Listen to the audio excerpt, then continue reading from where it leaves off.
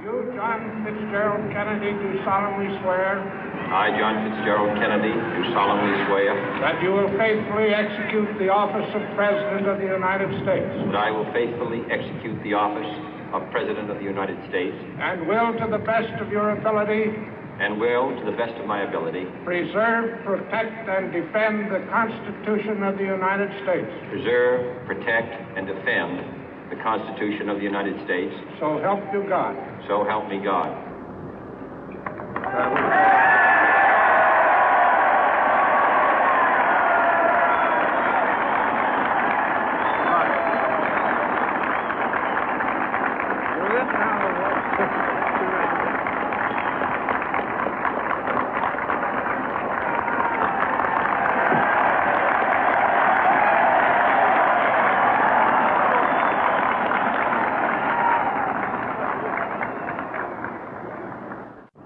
Vice President Johnson, Mr. Speaker, Mr. Chief Justice, President Eisenhower, Vice President Nixon, President Truman, Reverend clergy, fellow citizens.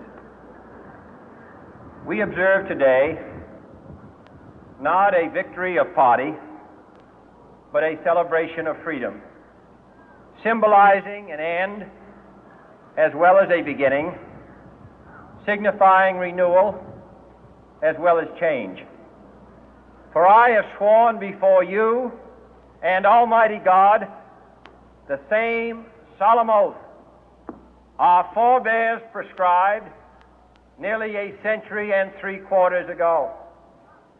The world is very different now, for man holds in his mortal hands the power to abolish all forms of human poverty and all forms of human life. And yet the same revolutionary beliefs for which our forebears fought are still at issue around the globe.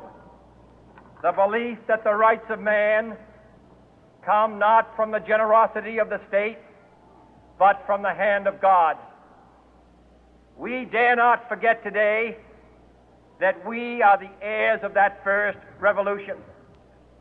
Let the word go forth from this time and place to friend and foe alike that the torch has been passed to a new generation of Americans born in this century, tempered by war, disciplined by a hard and bitter peace, proud of our ancient heritage, and unwilling to witness or permit the slow undoing of those human rights to which this nation has always been committed and to which we are committed today at home and around the world.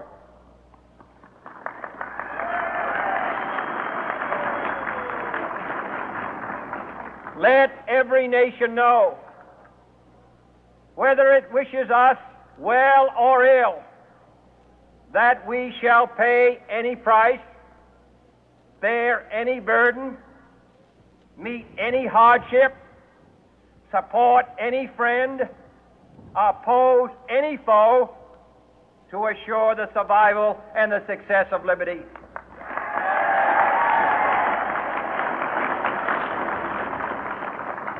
This much we pledge and more. To those old allies whose cultural and spiritual origins we share, we pledge the loyalty of faithful friends. United, there is little we cannot do in a host of cooperative ventures.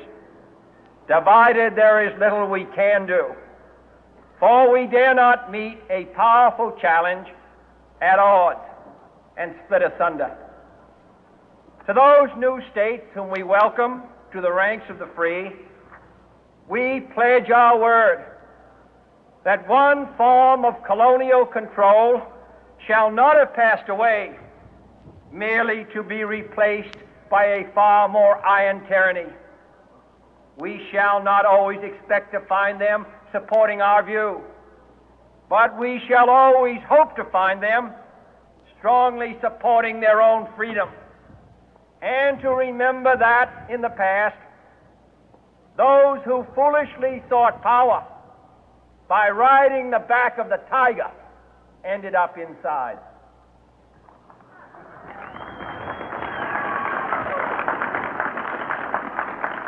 To those people in the huts and villages of half the globe struggling to break the bonds of mass misery, we pledge our best efforts to help them help themselves for whatever period is required, not because the communists may be doing it, not because we seek their votes, but because it is right. If a free society cannot help the many who are poor, it cannot save the few who are rich.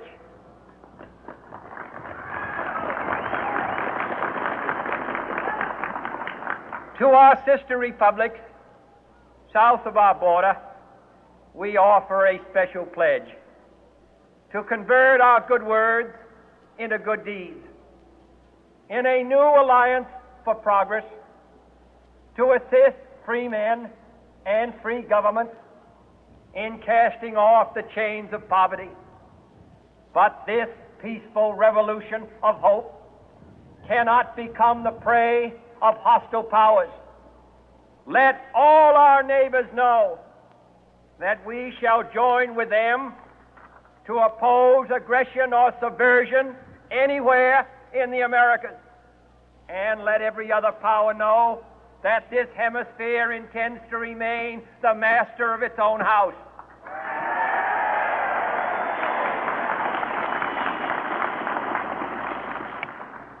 To that World Assembly of Sovereign States, the United Nations, our last best hope, in an age where the instruments of war have far outpaced the instruments of peace, we renew our pledge of support to prevent it from becoming merely a forum for invective, to strengthen its shield of the new and the weak, and to enlarge the area in which its writ may run. Finally, to those nations who would make themselves our adversary, we offer not a pledge, but a request that both sides begin anew the quest for peace.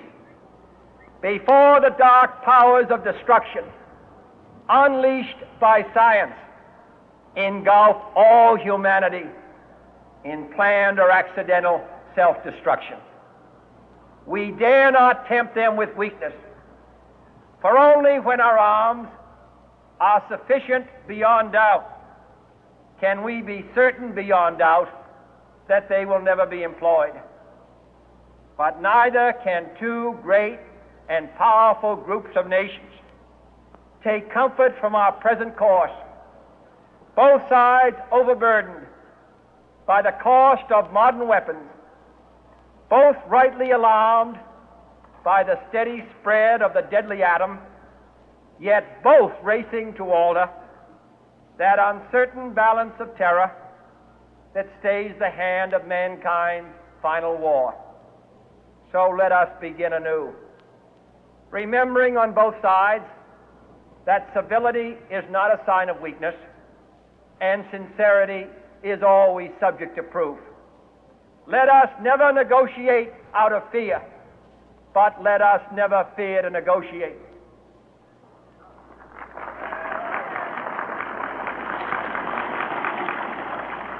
Let both sides explore what problems unite us, instead of belaboring those problems which divide us. Let both sides, for the first time, formulate serious and precise proposals for the inspection and control of arms, and bring the absolute power to destroy other nations under the absolute control of all nations.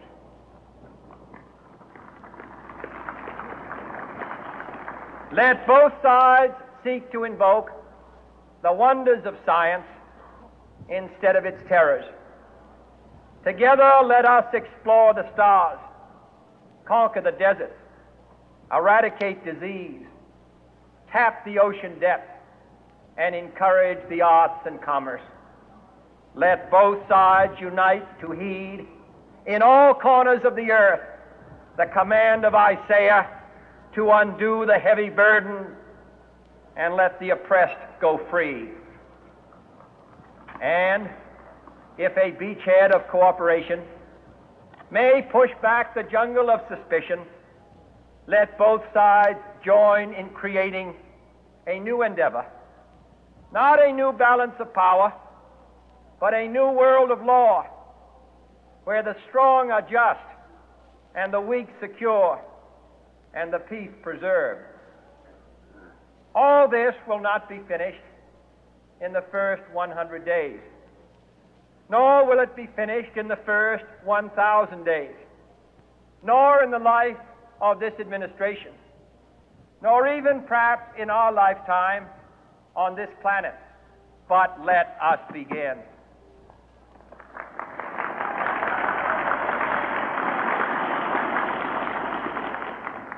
In your hands, my fellow citizens, more than mine, will rest the final success or failure of our course. Since this country was founded, each generation of Americans has been summoned to give testimony to its national loyalty. The graves of young Americans who answered the call to service surround the globe. Now the trumpet summons us again, not as a call to bear arms, though arms we need, not as a call to battle, though in battle we are, but a call to bear the burden of a long twilight struggle, year in and year out, rejoicing in hope, patient in tribulation, a struggle against the common enemies of man, tyranny, poverty, disease, and war itself.